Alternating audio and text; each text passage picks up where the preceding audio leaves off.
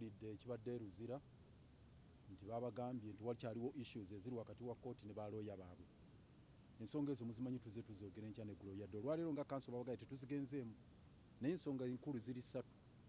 Application y'enforcement of rights eyawaabirwa General Muhoozi ne banne. Eyokubiri ye mata ya bail twateekayo application Justice Baguma n'agaana ogifixinga. Eyokusatu ye kutulemesa okubalaba e Luzira mu mbeera etategeerekeka ng'ate waliwo court order tugamba tugende tubalabe ne gadgets zaffe nga tubeera nazo. Ensonga ezo ssatu olwaleero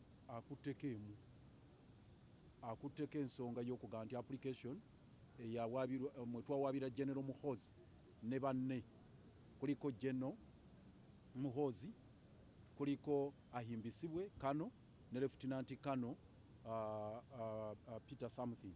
So abo abasatu nga kwe kuli n'Attorney General olwaleero tebabaddeewo wano.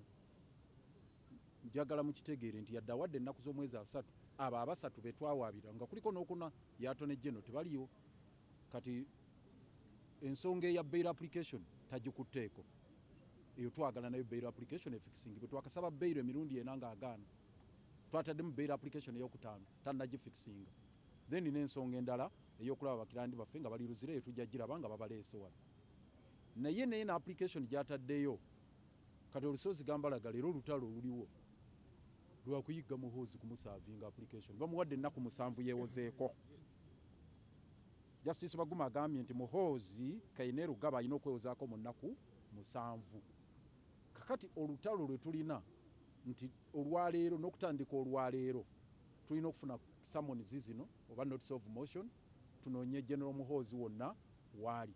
Kyemuwulidde Aaron Kiiza kyabadde asaba omulamuzi atuyambeko okutugondeza ku mulimu ogw'okuyigga General Muhoozi Kayine Rugaba okumusavinga wamu ne bali ba Lieutenant Kano ne Kano Attorney General ye mwangu kujja tujja genda wali ku kyembaze tumusavinga ne bano abasatu lwe lusozi lwe tuliko era ogwo mulimu tugenda kugukola okuyigga General Muhoozi wonna waali tumuwe empapula ajje yeewozeeko. Ebirala tujja bibabuulira nga amaze okuteekamu defense ye ebigenda okuddako. Kati awe tuli naye n'ekirala twagala mukulu Justice Baguma afixing a bail application. Muwulidde tumusabye tumugamba fixing a bail application n'agamba ajja kutuwa olunaku ne lutalutuwadde.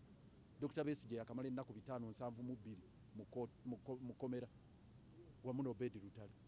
Twakaleeta bail application zinya tezinnawulirwa.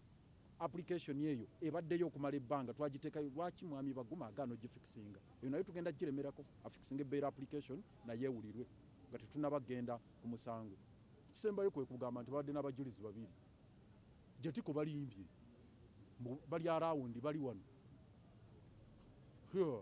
babakweseewa tubadde mu kooti babuuza waliwo abajulizi mu kooti.